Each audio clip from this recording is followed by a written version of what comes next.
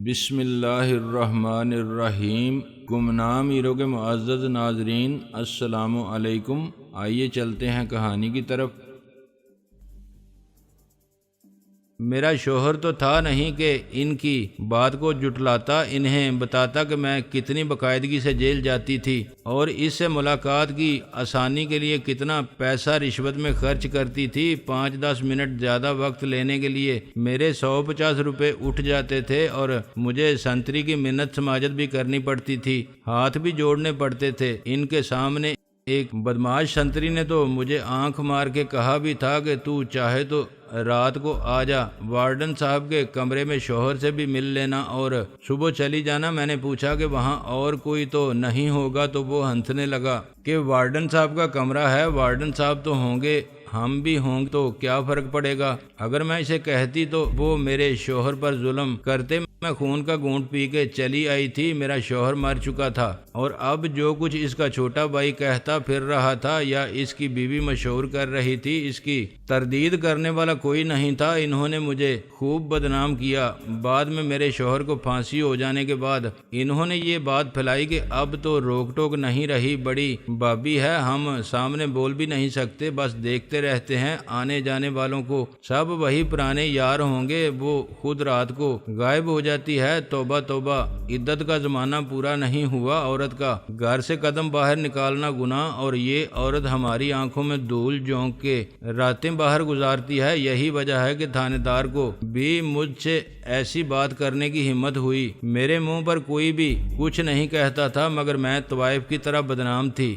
ڈکیتی کی واردات کے بعد وسیم نے محسوس کیا کہ اب یہ کھیل ختم ہو جانا چاہیے۔ اگر میں سچ مچ اوپر والے افسروں کے پاس پہنچ جاتی تو شاید وہ بھی پکڑ میں آ جاتا۔ شاید میں اس لیے کہہ رہی ہوں کہ میرے پاس شرافت اور نیک چلنے کی سند نہیں تھی، میرے حق میں گواہی دینے والا کوئی نہ ہوتا۔ وسیم خود کو بچانے کے لیے 10 گواہ لے آتا جو اس کے بیان کی تائید کرتے، پھر بھی اسے ڈر ضرور تھا۔ اس نے بڑی چلاکی سے کام لیا اور مجھے سمجھایا کہ پولیس سے دشمنی مول لینے میں کیا نقصان ہے۔ اس نے کہا کہ بابج مجھ پر شک کرنا بڑی زیادتی ہے، سارا محلہ گواہ ہے کہ ڈاکو خود مجھے بھی بند کر گئے تھے، مگر تو فکر مت کر، دکان اچھی چل رہی ہے، میں تھوڑا تھوڑا کر کے تجھے سارا زیور بنوا دوں گا۔ میں خاموش ہو گئی۔ پھر اس نے اور اس کی بیوی نے مجھے سمجھانا شروع کیا کہ اب مجھے دوسری شادی کے بارے میں سوچنا چاہیے۔ پہلے میں بہت غصہ ہوتی مگر انہوں نے ہمت نہیں ہاری۔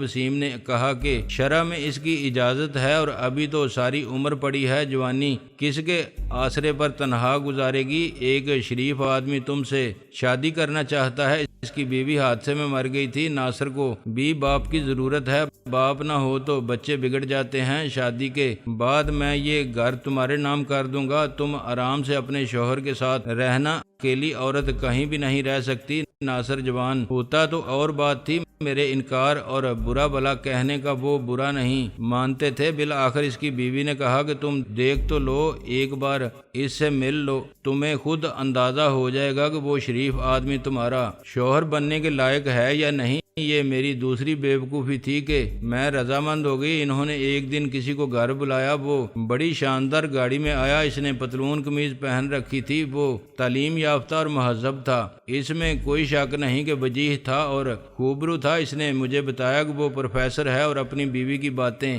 کرتا رہا جو حادثے میں ہلاک ہو گئی تھی۔ اس زمانے میں کار نہیں تھی، میرے پاس یہ کار میں نے ابھی سال بھر پہلے لی ہے۔ ہم موٹر سائیکل پر پھرتے تھے، ایک ٹرک نے موٹر سائیکل کو ٹکر مار دی اور فرار ہو گیا۔ میری بیوی مر گئی اور میں بد نصیب بچ گیا۔ وہ ایسے غمناک لہجے میں بول رہا تھا کہ میرے دل پر اچھا اثر ہوا۔ میں نے محسوس کیا کہ وہ واقعی شریف آدمی ہے۔ پروفیسر بدماش کب ہوتے ہیں، وہ ایک اچھا شوہر ثابت ہوگا۔ حقیقت یہ ہے کہ وہ مجھے پسند آ گیا تھا۔ اس نے اپنے بارے میں ایک بات بھی ایسی نہیں کی جس سے ظاہر ہوتا کہ وہ مجھے پسند کرتا ہے اور مجھ سے کیوں ملنے آیا ہے۔ یہ اس نے دوسری ملاقات میں بتایا کہ وہ مجھ پر مرتا ہے۔ سچ بتاؤں تمہیں، میں واقعی بہت خوبصورت تھی، اسی لیے میری آوارگی کے قصے زیادہ مشہور ہوئے اور مجھ سے جلنے والی بدصورت عورتوں نے نمک مرچ لگا کے دوسری بدصورت عورتوں کو سنائے۔ اب اور کیا بتاؤں تمہیں، میری عقل پر تو پتھر پڑ گئے تھے۔ مجھے کیا معلوم تھا کہ میرے ساتھ کتنا بڑا دھوکہ ہونے والا ہے۔ میں شادی پر راضی راضی ہو گئی۔ نکاح سادگی سے اس کے ایک دوست کے گھر میں ہوا، جہاں سے وہ مجھے اپنے گھر لے گیا۔ اس رات مجھے پتا چلا کہ دنیا میں کیسا کیسا کھیل دکھانے والے مداری ہیں۔ وہ پروفیسر نہیں، ایک بردہ فروش تھا۔ میں نے کہا بردہ فروش کیا ہوتا ہے؟ جو عورتوں کو بیچتے ہیں۔ وہ بولی عورت کے جسم کی خرید و فروخت کرتے ہیں۔ اس کا گھر زیادہ بڑا نہیں تھا، وہاں ایک ملازمہ تھی جس کو اس نے اپنی ماں بتایا، ایک جوان عورت بھی تھی خوب میک اپ کیے ہوئے۔ اس نے کہا کہ یہ میری بہن ہے۔ رات کو اس نے مجھے چائے میں کچھ ملا کے دے دیا، اس سے مجھ پر نشہ سا طاری ہو گیا۔ میرے جسم میں اتنی طاقت بھی نہ رہی کہ میں اپنے پیروں پر کھڑی رہ سکوں۔ پھر میرا شوہر چلا گیا اور میرا دیور آ گیا۔ اس نے کہا باوج میں نے کہا تھا کہ مجھ سے شادی کر لے، بڑا نخرہ تھا تیرا، اب بول کس کا نقصان کیا تو نے؟ پہلا شوہر تو مر گیا، آج رات میں تیرا شوہر ہوں اور جب تک میرا جی چاہے گا میں ہی شوہر رہوں گا۔ اور ایسا ہی ہوا۔ کچھ دن بعد وہ غائب ہو گیا اور وہ جعلی پروفیسر آ گیا۔ اس نے مجھے بتا دیا کہ اس کا یہی کام ہے۔ خدا نے اسے ایسی شخصیت عطا کی ہے اور اس کی زبان میں وہ جادو جیسی تاثیر رکھی ہے کہ عورتیں خود بخود کھینچی چلی آتی ہیں۔ آدمی اسی پیشے میں کامیاب ہوتا ہے جس کی خدا داد صلاحیت رکھتا ہو۔ جیسے میاں داد صرف بیٹسمین بن کے کامیاب ہوا، وہ ڈاکٹر یا افسر نہیں بن سکتا تھا۔ مہدی حسن غزل گا کے بادشاہ غزل ہوا، وہ مصور نہیں بن سکتا تھا۔ اس نے مجھے وسیم سے 50,000 میں خریدا تھا، اسے 1 کے 4 ضرور ملیں گے۔ وہ مجھے مڈل ایسٹ لے جانا چاہتا تھا۔ اس نے بتایا کہ اس کے ہاتھ کتنے لمبے ہیں اور میں اس کا کچھ نہیں بگاڑ سکتی۔ وہ مجھے بے ہوش کر کے لے جا سکتا ہے، بیمار بنا کے ایسا انجیکشن دے سکتا ہے جس سے میں سوتی رہوں اور مڈل ایسٹ پہنچ جانے کے بعد میں جو چاہوں کروں۔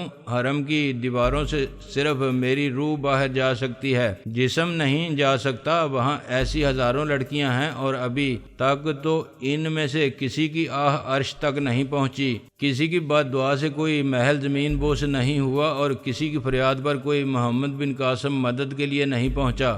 وہ خبیث ایسی خرافات بکتا رہا اور اس میں کوئی شک نہیں کہ میں اس کی باتیں سن کے ڈر گئی۔ مجھے اندازہ ہو گیا تھا کہ مردوں کی اس دنیا میں ایک تنہا عورت کچھ بھی نہیں کر سکتی، لیکن وہ ایک کام ضرور کر سکتی ہے، وہ مر سکتی ہے اور موقع ہے تو مرنے سے پہلے ایک شیطان کو مار بھی سکتی ہے۔ میں نے بہت سوچا اور اس نتیجے پر پہنچی کہ مجھے ملک سے باہر جانے سے پہلے ہی کچھ کرنا ہوگا۔ میں نے اپنے نام نہاد شوہر کی مکمل خوشنودی حاصل کرنے کے لیے سب کچھ کیا اور اس کا اعتماد حاصل کرنے میں کامیاب ہو گئی۔ اس نے کئی بار مجھے آزمایا، وہ دروازے کھلے چھوڑ کے باہر نکل گیا اور منتظر رہا کہ میں فرار ہونے کی کوشش کروں تو وہ مجھے وہیں پکڑ لے۔ اس نے منقطع شدہ فون کی لائن بھی جوڑ دی اور دیکھتا رہا، کبھی جھوٹ موٹ سو کے اور کبھی چھپ کے، مگر میں نے کوئی غلط حرکت نہیں کی۔ میں نے یہ محسوس کیا کہ وہ مجھ میں کچھ دلچسپی لینے لگا ہے تو میں نے اسے پوری طرح اپنے جال میں پھانس لیا اور ایک دن اس سے وسیم کی شکایت کر دی کہ کس طرح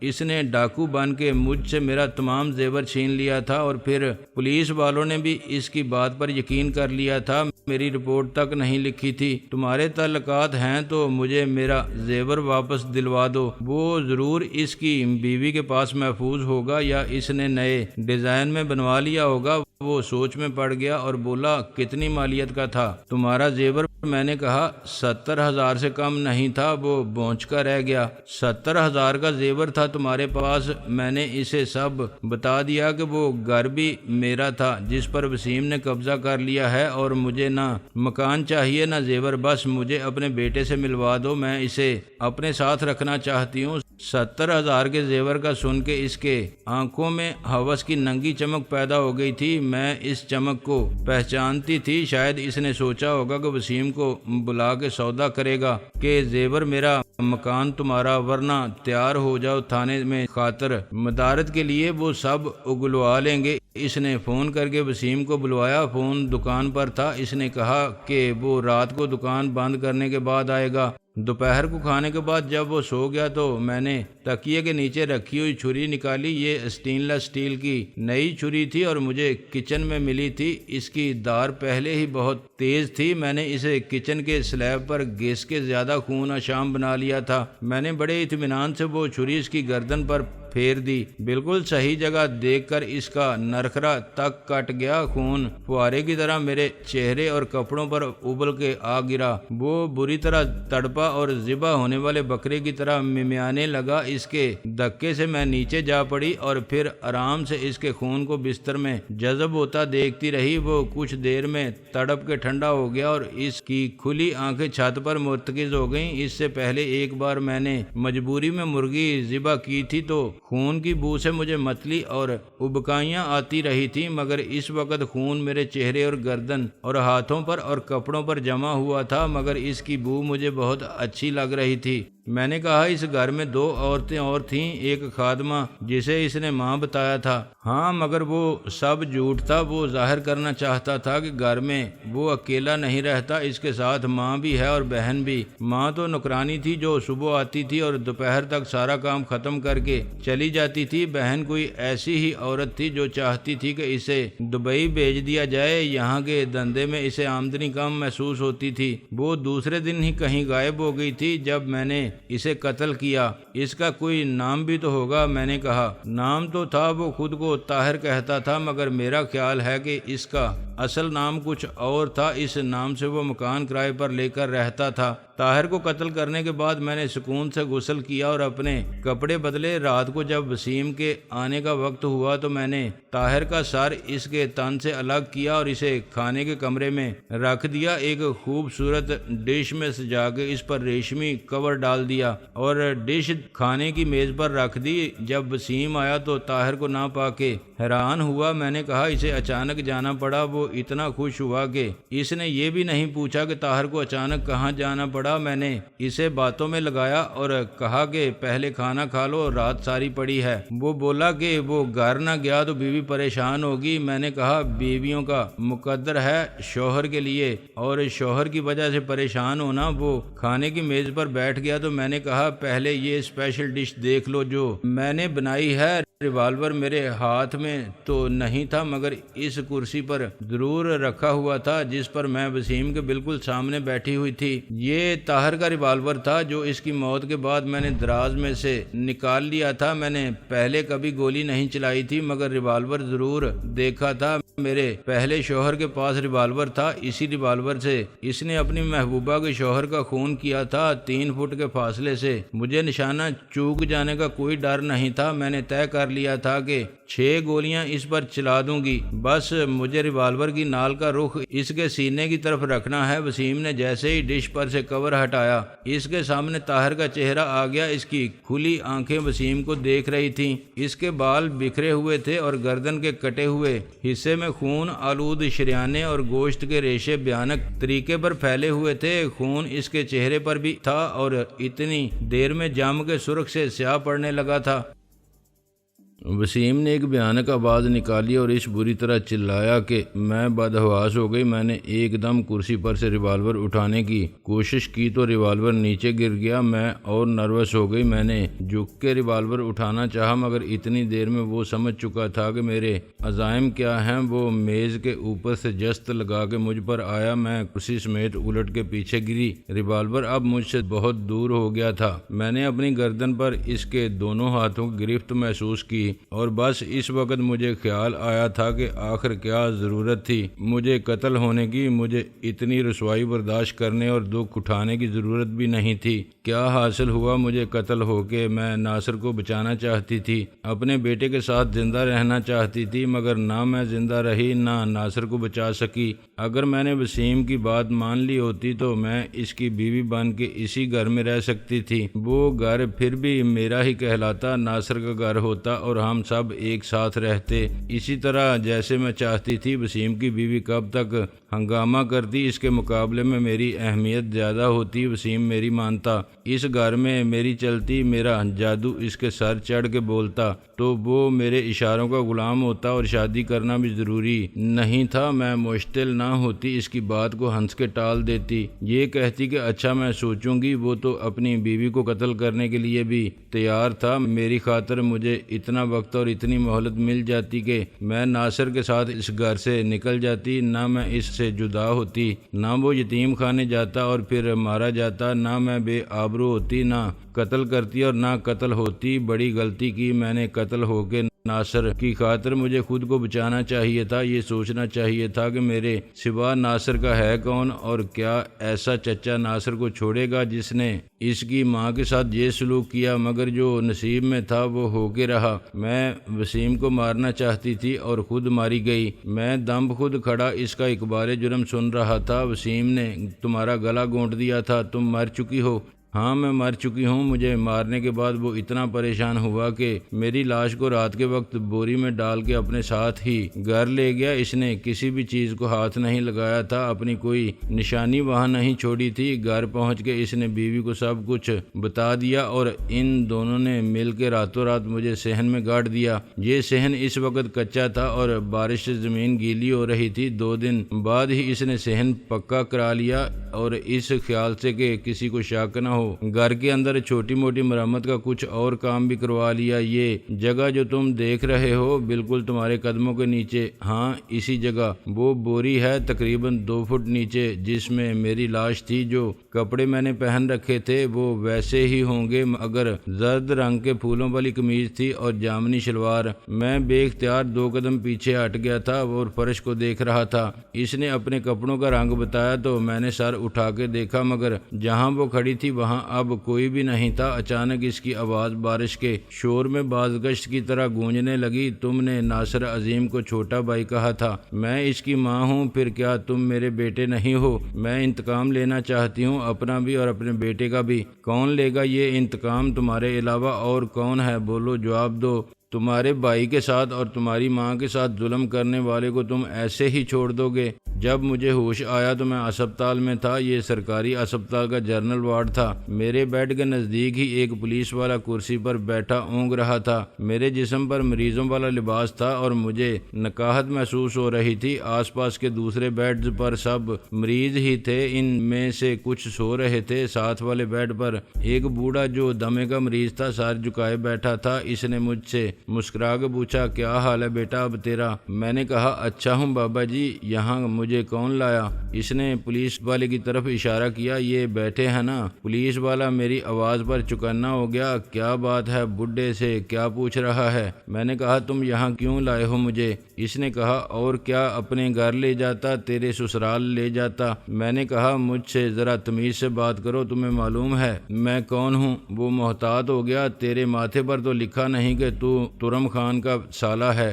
میں نے کہا، تو پھر سن لو اور سمجھ لو کہ میں واقعی ترم خان کا سالہ ہوں۔ اب میرے سوال کا جواب دو کہ مجھے یہاں کون لایا تھا اور کب؟ میں نہیں لایا تھا، مگر پولیس لائی تھی۔ ایک بڈھا رہتا ہے قبرستان میں، مردے گاڑتا ہے، وہ بولا۔ اس نے تھانے میں بتایا کہ کوئی لڑکا ادھر قبر کے اوپر بے ہوش پڑا ہے قبرستان میں۔ یہ کب کی بات ہے؟ آج صبح کی۔ میں نے کہا، کل رات بہت بارش ہوئی تھی، گرج چمک کے ساتھ۔ اس نے مجھے غور سے دیکھا۔ دماغ تو ٹھیک ہی لگتا ہے مجھے تیرا۔ اسے جواب دینے کی بجائے میں نے ایک نرس کو چٹکی بجا کے متوجہ کیا۔ سسٹر، اس نے مجھے ناگواری سے دیکھا۔ کیا ہے؟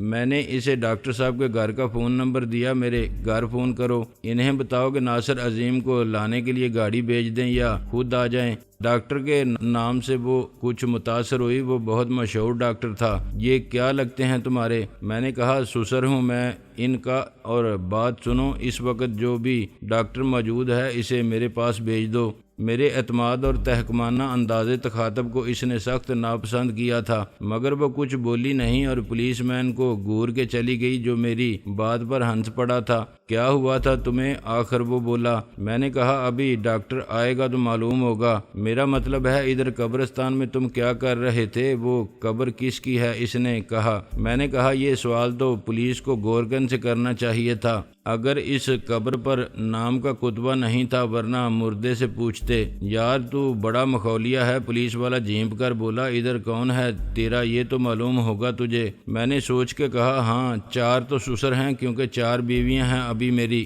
ہر بیوی کے ساتھ ایک ساس بھی ملی تھی جہیز میں، قیمتی چیز تھی، میں نے ادھر ہی گاڑ دی۔ پھر ان سب کے ساتھ سسر ہیں 16 عدد، ان کی بھی 4 بیویاں تھیں، بہت سے گرینڈ ساس اور گرینڈ سسر جیسے گرینڈ مدر اور گرینڈ فادر ہوتے ہیں۔ ڈاکٹر کے آنے سے میری بکواس ادھوری رہ گئی۔ وہ ایک نوجوان اور خوش اخلاق آدمی تھا۔ ہیلو بوائے، کیا حال ہے؟ میں نے کہا فائن سر، مگر میں جاننا چاہتا ہوں اور یہ بھی۔ میں نے پولیس والے کی طرف اشارہ کیا کہ مجھے کیا ہوا تھا۔ تم بے ہوش تھے، تمہیں بہت تیز بخار بھی تھا۔ اس نے بیڈ کے سائڈ پر سے چارٹ اٹھاتے ہوئے کہا تم کو صبح 7 بجے داخل کیا گیا تھا تو بخار تھا 105، ہم نے کنٹرول کر لیا۔ شام 6 بجے ٹمپریچر نارمل تھا اور بی پی بھی۔ اگر ذرا دیر ہو جاتی تو تم یہاں نہیں وہاں لیٹے ہوتے۔ وہاں کہاں؟ میں نے تھرمامیٹر لگانے کے لیے منہ کھول دیا۔ جہاں سے لائے گئے تھے، قبرستان میں، ڈاکٹر نے مسکرا کے کہا۔